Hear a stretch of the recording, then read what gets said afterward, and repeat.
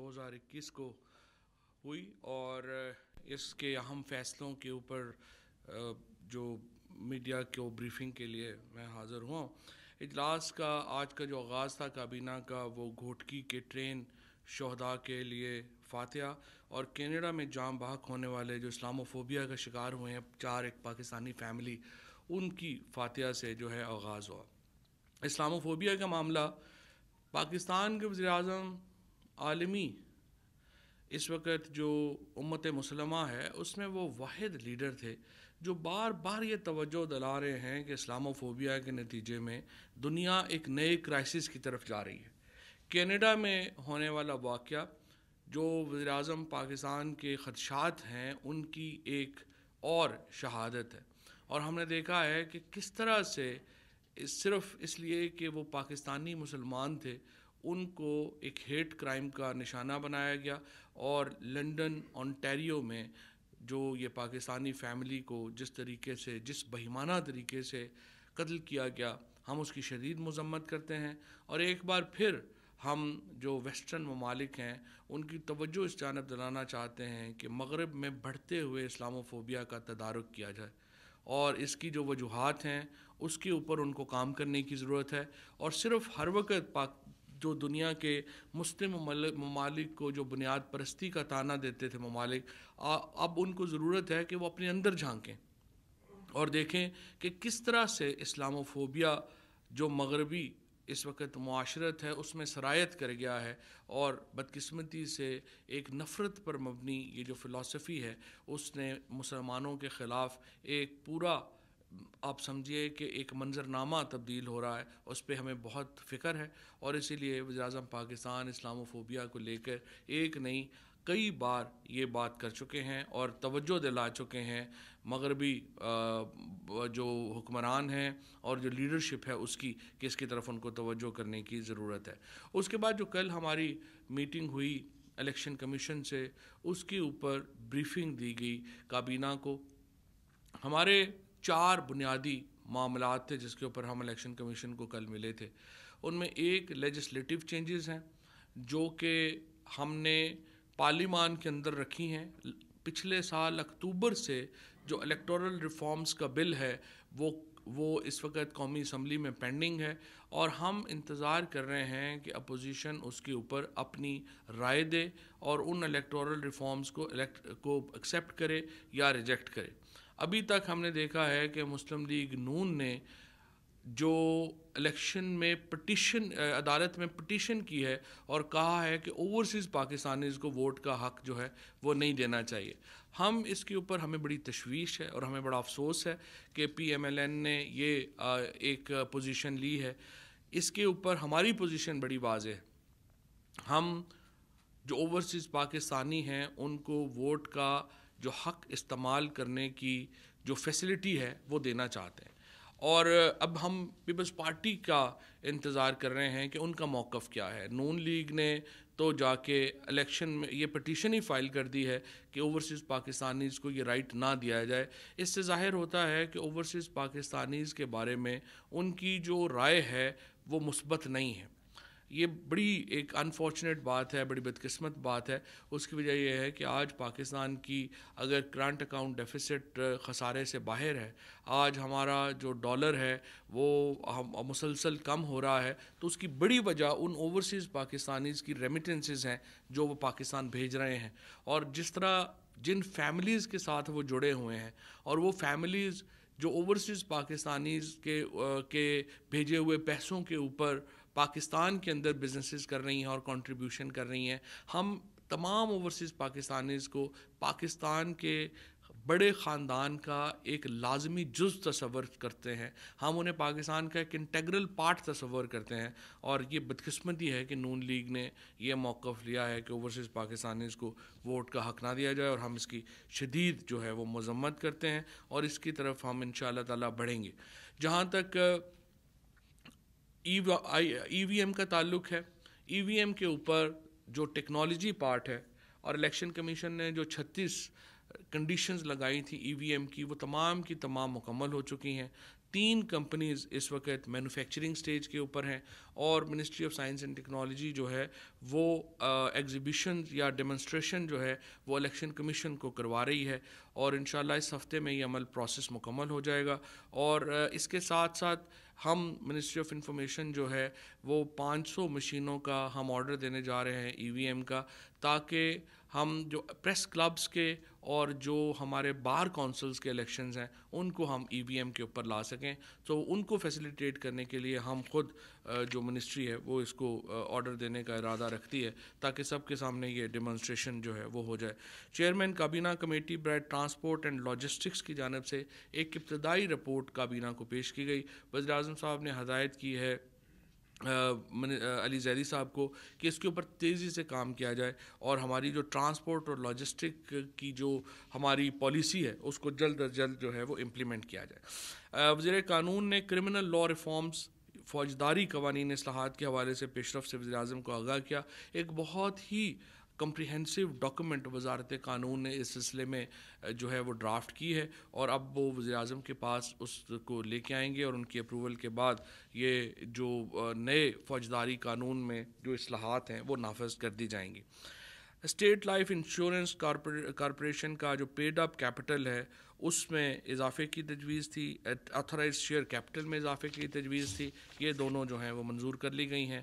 First women bank کے board of directors کے independent directors اور چیئرمین کی تعیناتی کی منظوری دی گئی ہے. نجیب آگرہ والا نئے چیئرمین ہوں گے فرسٹ وومن بینک کے. بشرا احسان، سبیہ سلطان، اکبر علی، وجاہت رسول خان اور نغمانہ عالمگیر ہاشمی اس کے بورڈ میں شامل ہیں. اس بورڈ کے مکمل ہونے سے جو فرسٹ وومن بینک کی جو پرائیویٹائزیشن ہے اس کی ایک اہم شرط کی تکمیل ہو گئی ہے، اور انشاءاللہ تعالیٰ فرسٹ وومن بینک جو ہے وہ بڑی جلدی اس کی جو پرائیویٹائزیشن ہے اس کا عمل اب آگے جو ہے وہ جائے گا. کارلٹن ہوٹل کراچی کی اراضی کو اپارٹمنٹس کی تعمیر کے لیے بروئے کار لانے، اور پاکستان کوارٹرز اور جمشید کوارٹرز کراچی کی ری جنریشن پلان کی منظوری کا جو ایجنڈا تھا وہ آج مؤخر ہو گیا ہے. عامر محی الدین BS20 سیکریٹریٹ گروپ کو chief executive officer Pakistan housing authority foundation تعینات کیا گیا ہے. اسلام آباد کیپٹل ٹیریٹری لوکل گورنمنٹ کے جو رولز ہیں ان کو CCLC میں بھجوا دیا گیا ہے تاکہ وہ ان کو دیکھیں. جسٹس ریٹائرڈ ضیاء پرویز صاحب کو کمیشن آف انکوائری برائے لاپتہ افراد یعنی commission of inquiry on enforced disappearances میں بطور ممبر تعینات کرنے کی منظوری دی گئی ہے. یہ جو نشست ہے یہ خالی ہوئی تھی کہ جسٹس ریٹائرڈ غوث محمد صاحب 27 دسمبر 2020 کو انتقال کر گئے تھے، اور ان کی جگہ یہ تعیناتی جو ہے وہ کی گئی ہے. کابینہ نے اقتصادی رابطہ کمیٹی کے 21 مئی 2021، 26 مئی 2021 اور 2 جون 2021 کے فیصلوں پر غور کیا اور ان کی توثیق کی. اس میں 50 ارب روپے کا احساس پروگرام میں ایک اور اس کے لیے جو ہے وہ بھی شامل ہے، اور احساس پروگرام کو ایک مزید مؤثر کرنے کے لیے یہ کیا گیا. اس وقت تک تقریباً 17 ملین لوگ یعنی 1,70,00,000 لوگ جو ہیں وہ احساس پروگرام سے مستفید ہو رہے ہیں، اور اس پروگرام کو مزید مؤثر بنانے کے لیے اس کی جو ڈیٹا ہے اس کو اب ڈیجیٹلائز کیا جا رہا ہے، اور احساس پروگرام مکمل طور کے اوپر اس میں شفافیت لانے کے لیے اس کو مکمل طور کے اوپر ڈیجیٹلائز جو ہے وہ اس نظام کے تحت اس کو چلایا جا رہا ہے. اس کا سروے تقریباً 91% جو نیا سروے ہے وہ 91% مکمل ہو گیا ہے، اور 100% انشاءاللہ یہ سروے جلد مکمل ہوگا، اور اس کے بعد اس کے اندر مزید جو لوگ ہیں وہ اس سے استفادہ کر سکیں گے. پہلی لہر جو کرونا کی آئی تھی اس دوران 180 ارب روپیہ 1,70,00,000 خاندانوں میں یہ تقسیم کیا گیا تھا، اور الحمدللہ بہت شفاف طریقے سے اس کو جو ہے وہ کیا گیا تھا. اس وقت جو احساس پروگرام ہے وہ دنیا کا تیسرا بڑا پروگرام ہے. جاپان، امریکہ اور تیسرے نمبر پر اس وقت احساس پروگرام ہے، جو کہ ایمرجنسی کیش پروگرام دنیا کا تیسرا بڑا اس وقت پاکستان جو ہے وہ چلا رہا تھا. نیٹ ہائیڈل پروفٹس کے معاملات خصوصاً پنجاب اور خیبر پختونخوا کے حوالے سے بہت عرصے سے آپ کو معلوم ہے کہ حل طلب تھے. وہ معاملات طے پا گئے ہیں اور آئندہ 6 ماہ میں نیٹ ہائیڈل پروفٹس کی ادائیگیوں کا عمل جو ہے وہ شروع ہوگا. ایک کمیٹی جو ہے وہ تشکیل دی گئی ہے اور اس کے لیے جو پنجاب اور اس وقت خیبر پختونخوا کے 91 ارب روپے کے جو ہائیڈل نیٹ پروفٹ کا بنتا ہے اس کو ادائیگی کے لیے وہ کام جو ہے وہ شروع کر دیا گیا ہے. کابینہ کمیٹی برائے نجکاری کے 21 مئی 2021 کے اجلاس میں لیے گئے فیصلوں کی توثیق کی گئی ہے. اسی طرح قانون CCLC کی یعنی کابینہ کمیٹی برائے قانون سازی کے 2 جون 2021 کے اجلاس میں لیے گئے فیصلوں کی توثیق جو ہے وہ کی گئی ہے. ایک اور بہت ہی اہم فیصلے میں کابینہ نے ٹیلی فون انڈسٹریز آف پاکستان کو NRTC یعنی نیشنل ریڈیو ٹیلی کمیونیکیشن کارپوریشن کو ٹرانسفر کرنے کی منظوری دی ہے اور اس حوالے سے پیش آنے والے معاملات کے حل کے لیے بین الوزارتی کمیٹی تشکیل دی گئی ہے. یہ ایک بہت اہم فیصلہ ہے. یہ 2006 سے یہ جو ہمارا ٹیلی فون انڈسٹریز ہے ہری پور میں یہ بند پڑا ہوا ہے اور اس کے اوپر NRTC چاہتا تھا کہ وہ ایک پورا نیا ایک ٹیکنالوجی کا ایک جو سٹی ہے وہ آباد کر سکے اور اب NRTC کو دے دیا گیا ہے. تو یہ سارا انشاءاللہ تعالی ری ویمپ ہوگا اور اس میں جو تمام ملازمین ہیں اس وقت جو ٹیلی فون انڈسٹریز آف پاکستان میں ان کو بھی NRTC میں ضم کیا جا رہا ہے اور کسی کو بھی اس میں نکالا نہیں جا رہا. عمر حبیب لودھی صاحب کو director utility stores corporation of Pakistan دوبارہ تعینات کرنے کی منظوری دی گئی ہے اور اس کی بڑی وجہ یہ ہے کہ جب ہم نے یہ یوٹیلیٹی کارپوریشن کو سنبھالا تھا یوٹیلیٹی سٹورز کو سنبھالا تھا تو یہ اربہ روپے کے نقصان میں تھا. اس سال اس وقت یوٹیلیٹی سٹورز کارپوریشن جو ہے وہ تقریباً 100 ارب روپیہ جو ہے وہ اس کا جو سیل ہے وہ کر رہا ہے اور پہلی بار ایک طویل عرصے کے بعد یوٹیلیٹی سٹورز کارپوریشن جو ہے وہ خسارے سے باہر آیا ہے. میں آپ کو یہاں پہ یہ بھی بتانا چاہتا ہوں کہ اپوزیشن والے ناراض ہو جاتے ہیں. میں کل بھی جب ریلوے کی بات ہو رہی تھی کہ کس طرح سے اداروں کو تباہ کیا گیا. ہم نے دیکھیے اس وقت تقریباً ہم نے 60 سے زیادہ لوگ جو ہیں وہ اداروں کے سربراہان تعینات کیے ہیں. ایک بھی کسی کے اوپر یہ نہیں کہا جا سکتا کہ وہ پولیٹیکل اپوائنٹمنٹ ہے. ایک بھی جو اپوائنٹمنٹ ہے وہ ہماری کسی جگہ کے اوپر عدالت میں چیلنج نہیں ہوئی اور تمام جو اپوائنٹمنٹس ہیں وہ انتہائی شفاف طریقے سے جو ہیں وہ کی گئی ہیں. مبشر حسن انفارمیشن گروپ کے آفیسر ہیں ان کو MD APP تعینات کیا گیا ہے. کابینہ نے تاجکستان کو کرونا وبا کا مقابلہ کرنے کے لیے انسانی بنیادوں پر امداد فراہم کرنے کی منظوری دی ہے.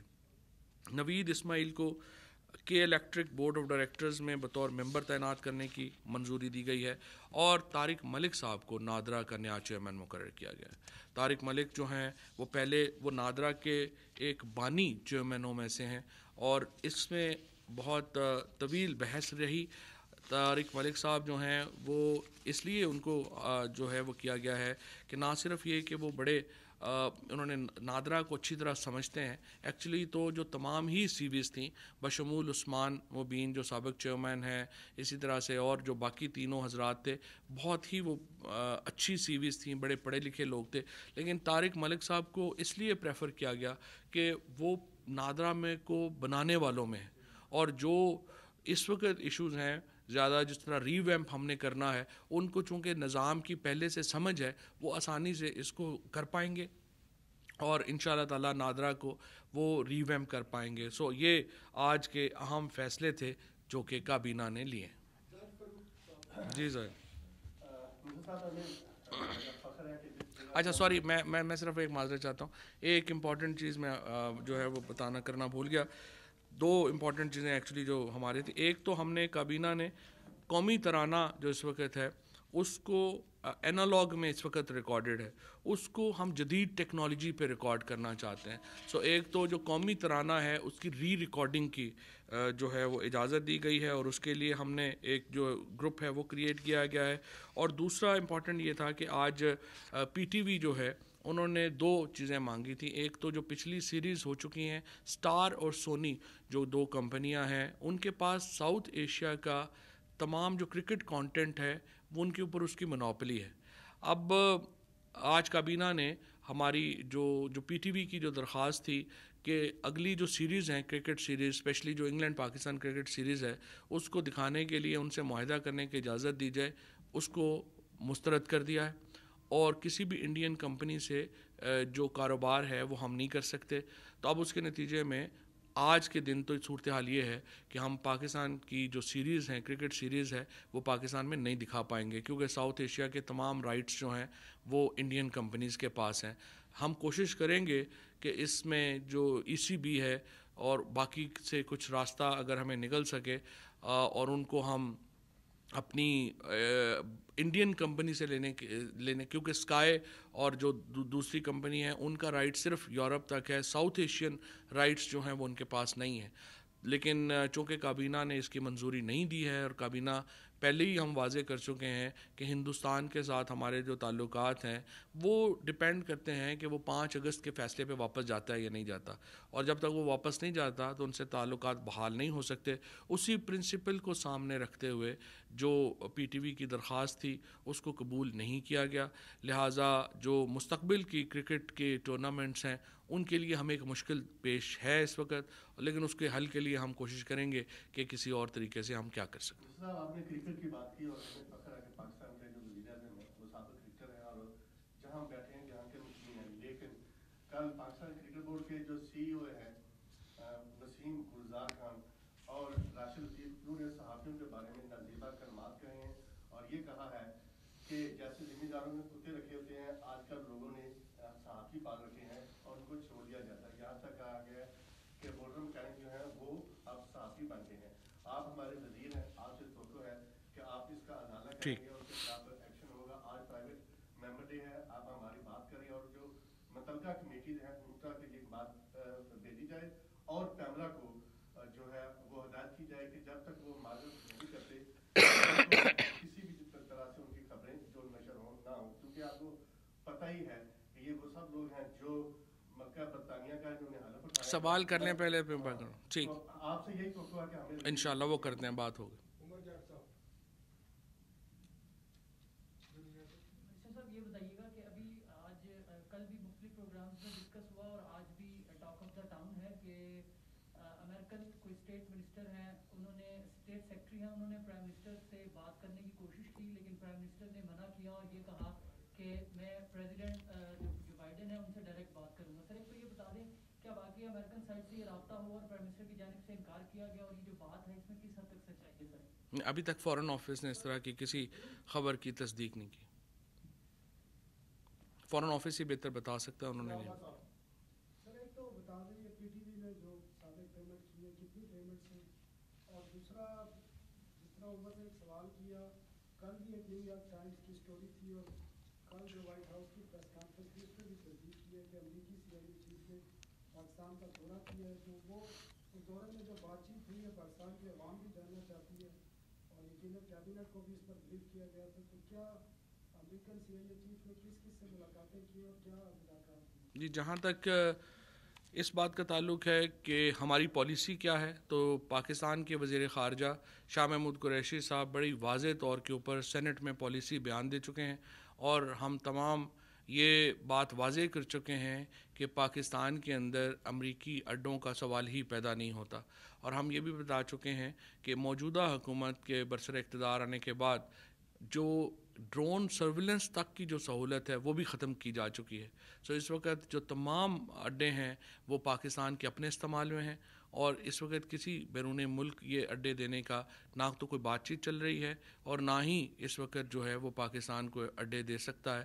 اور تیسری بات یہ ہے کہ اس کے متعلق ایک واضح پالیسی سٹیٹمنٹ ہمارے وزیر خارجہ سینٹ کے فلور پر دے چکے ہیں. میں یہ نکال رہا تھا کہ سابقہ پیمنٹ کتنی ہے، کہ ایک کی 75,000 ہے، ایک کی 20,000 ہے، لیکن ایگزیکٹلی میں آپ کو جو ہے ابھی آپ کو ٹیکسٹ میسج بھی جو ہے وہ کر دیں گے. جی نسیم صاحب، ریلوے کا پھر بڑا آندولن واقعہ کل ہوا ہے اور تقریباً آپ کی گورنمنٹ کو 3 سال ہو گئے. تو یہ کون اس کا ذمہ دار ہے؟ ان ٹریکس کو کیوں نہیں بحال کیا جاتا یا ان کی کیوں نہیں مرمت کی جاتی تاکہ آئندہ فیوچر میں اس طرح کے حادثات نہ ہو؟ رشید صاحب کے زمانے میں بھی کافی حادثات ہو رہے تھے، اب پھر حادثہ ہوا ہے، اس کی روک تھام नसीम साहब ये बात तो बिल्कुल सही है और इसमें कोई शुबा नहीं है कि रेलवे के निज़ाम को बेहतर किया जाना इंतहाई अहम है, लेकिन मसला ये है कि जो इदारे हैं या ख़ुसूसन जैसे रेलवे जैसा इदारा है, आप उसको सिर्फ एक फूंक मार के 2 सालों में या 2.5 सालों में ठीक नहीं कर सकते। इसके लिए एक तवील मनसूबाबंदी चाहिए होती है और इसीलिए जब PMLN को जब सवाल करते हैं कि आप इतना तवील अरसा आप बरसर इक़्तिदार रहे तो आपने इन ट्रैक्स के ऊपर पैसा क्यों नहीं लगाया, और आपने ट्रैक्स के ऊपर पैसा लगाने के बजाय 300 अरब रुपए की ऑरेंज ट्रेन लाइन लाहौर में बना दी कर्जा लेकर के CPEC से, और वो 12 अरब रुपए के खसारे में है, वो पैसे हमें देने पड़ रहे हैं, उसके ऊपर सवारी जो है वो कोई है नहीं। और इस तरह की जो एक लग्जरी पॉलिसीज़ PMLN और पीपल्स पार्टी की हुकूमतों ने ली, उसके नतीजे में हमारे इदारे बिल्कुल तबाह व बर्बाद हैं।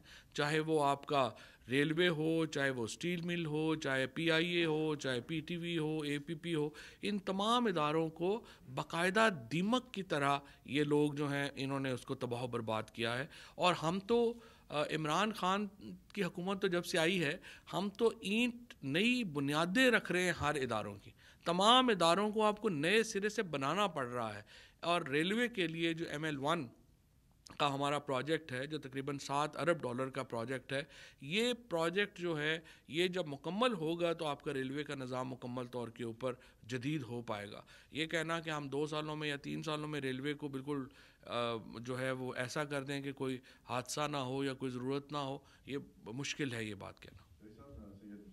जी अब ये रेलवे का जिस तरह जिक्र हुआ है, इसमें मतलब आप इसको किस तरह इस्तेमाल करेंगे कि मतलब रमेश लाल ने पिछले मतलब काफी अर्सा पहले एक रिपोर्ट में बताया था कि इस ट्रैक के ऊपर किसी वक्त भी हादसा हो सकता है और ये पूरा हादसा रुनुमा हो गया। अब आप उनको जिम्मेदारों को क्या उनको उनका तायन करेंगे, उनको क्या उनको सपोर्ट जो ही इमीडिएट रिपोर्ट आएगी, आज़म सवाती साहब ने जो है ये कहा है कि जो ही इनिशियल रिपोर्ट आएगी उसके ऊपर वो फ़ौरन एक्शन लेंगे। आपने वजाहत तो कर दी है कि इंडियन प्रोडक्ट से राइट्स नहीं लिए जाएंगे, अब PSL भी होने वाला है, शुरू हो जाएगा और भी जो फ्यूचर की हमारी सीरीज़ हैं, फिर मुतबादल इल्ज़ाम आपके पास क्या हैं? पाकिस्तान टेलीविजन जो है वो क्या ऑप्शंस क्या हैं? ज़ाहिर है लोग देखते हैं, उसमें रेवेन्यू भी होता है, ये सारी चीज़ें जो हैं क्या सोल्यूशन क्या है? नहीं, ये तो एक क्राइसिस है। ज़ाहिर है कि आपकी बात सही है, क्रिकेट देखना भी ज़रूरी है और इसके लिए एक पूरी मनसूबाबंदी जो है वो करने की कोशिश करेंगे, लेकिन फ़िलहाल ये एक चैलेंज है और इसका जो माली तौर के ऊपर भी PCB को भी और PTV को भी बहुत बड़ा एक खसारे का सामना होगा अगर इस फैसले में अगर हमें को मुतबादल ना मिल सका। अपोजिशन कोई डिवाइडेड नज़र थी और अब ज़्यादा खुल के नज़र आ रही है। कल जो बिलावल साहब की तकरीर थी कौमी असम्बली में और यासिर इकबाल को भी उन्होंने करार दिया, तो आपकी पार्टी की कुर्बत बढ़ रही है क्या? कोई बैक चैनल इस तरह के रास्ते हैं? इस वक्त तो PMLN और पीपल्स पार्टी तो बिल्कुल बच्चों की तरह आपस में लड़ रहे हैं और हम तो देखें हम तो चाहते हैं अपोजिशन के साथ एक तरीक़ाकार के तहत बातचीत करना, और सिर्फ पीपल्स पार्टी के साथ नहीं, हम PMLN के साथ भी करना चाहते हैं।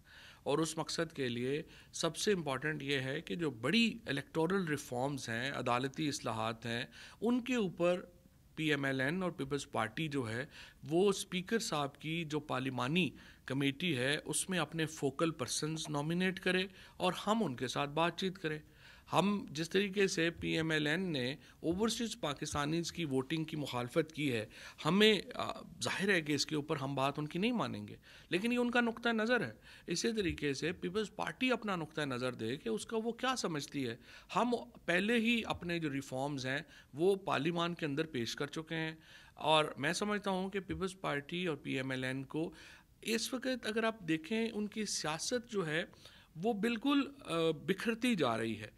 जो बिलावल साहब की भी कल की भी तकरीर सुने या पानी के ऊपर उनकी बात सुने, कभी पीपल्स पार्टी ने इससे पहले एंटी पंजाब पॉलिटिक्स नहीं की। एक्चुअली जुल्फ़िकार अली भुट्टो शहीद और बेनज़ीर भुट्टो का तो जो राइज़ था वो पंजाब से राइज़ था। ये बदकिस्मती है कि ज़रदारी साहिबान जो हैं वो अपनी पीपल्स पार्टी जैसी बड़ी पार्टी को एक वफाकी इकाई से एक छोटी सारी सिंधी कॉम्प्रेस्ट पार्टी बनाने पे तुल गए। सिंधी कॉम्प्रेस्ट पार्टियों के मुकाबले पे ही तो पीपल्स पार्टी खड़ी हुई थी और ये बदकिस्मती है जो इस वक्त वो सियासत कर रहे हैं। आपने मुराद अली शाह साहब का PSDP पे बयान सुना, आपने बिलावल साहब की पानी के ऊपर गुफ्तगू सुनी। ये तमाम इनका ख़याल है कि वो इस तरह से पंजाब के ख़िलाफ़ बात करके पता नहीं दोबारा जो है वो सिंध की सियासत में, सिंध के लोग तंग हैं इस सियासत से, और वो बिल्कुल कौम परस्ती की इस सियासत के ऊपर वोट नहीं करेंगे, वो गवर्नेंस पे वोट करेंगे। और इसलिए पीपल्स पार्टी को ये जो डूबते का तिनका का सहारा लेना चाह रही है, इनको नहीं मिलेगा। दूसरी तरफ जो PMLN है, उसको अगर आप देखें तो उनकी जो पॉलिटिक्स है वो भी सिर्फ GT रोड की तक महदूद रह गई है, क्योंकि दोनों पार्टियाँ सिर्फ इमरान खान दुश्मनी के ऊपर ख़ुद को ज़िंदा रखना चाह रही हैं। जो उनकी मईशत का और महंगाई का जो एक बयानिया था वो भी डूब गया है। आपने देख लिया इस वक्त जो मईशत में 4% के करीब ग्रोथ आ गई, 1100 अरब रुपया जो है वो ज़रूरी मईशत के अंदर चला गया, लोगों की जो कुव्वत ख़रीद है उसमें इजाफ़ा हो गया, जिसकी वजह से उनका महंगाई का नैरेटिव पिट गया, उनका मईशत डूबती हुई मईशत का नैरेटिव पिट गया, और अब वो कहिए कि डूबते को तिनके का सहारा लेने की कोशिश कर रहे हैं। मेरे ख़्याल में दोनों जमातों को अपनी अपनी सियासत को बैठकर ठंडे दिल के साथ बग़ैर गुस्से में आए सोचना चाहिए, और उसके बाद हमारे साथ PTI हम बिल्कुल तैयार हैं उनके साथ मुज़ाकरात के लिए। हम बिल्कुल तैयार हैं अपोजिशन को उनकी जो हैसियत है उसके मुताबिक अकोमोडेट करने के लिए। सिर्फ अकाउंटेबिलिटी को आप ज़िद ना करें, वो अदालतें जाने और इदारे जाने और आप जाने, उसके ऊपर हम आपसे बातचीत नहीं करेंगे। रेस्ट हर बड़े बात के ऊपर हम आपसे बात की।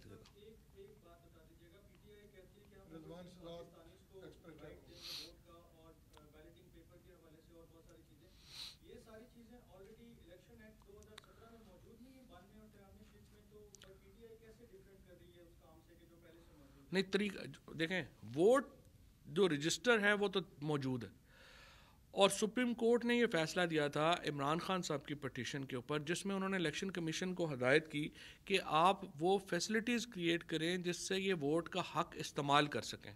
अब उसके ऊपर कई जो चीज़ें हैं वो उनमें ऑप्शंस हैं जिनमें डिस्कशन हो रही है। 3 चीज़ें हैं बुनियादी जिसके ऊपर टेक्नोलॉजी के ऊपर डिस्कशन हो रही है। जो एक हमारे अपने इलेक्शन है पाकिस्तान के अंदर, उसके लिए इलेक्ट्रॉनिक वोटिंग मशीन है और बायोमेट्रिक्स हैं, और ओवरसीज़ पाकिस्तानीज़ के लिए जो कंसल्टेंट मुकर्रर किए थे IT मिनिस्ट्री ने, उन्होंने अपनी रिपोर्ट दे दी है, और अब हम इंटरनेट वोटिंग लाना चाह रहे हैं ओवरसीज़ पाकिस्तानीज़ के लिए।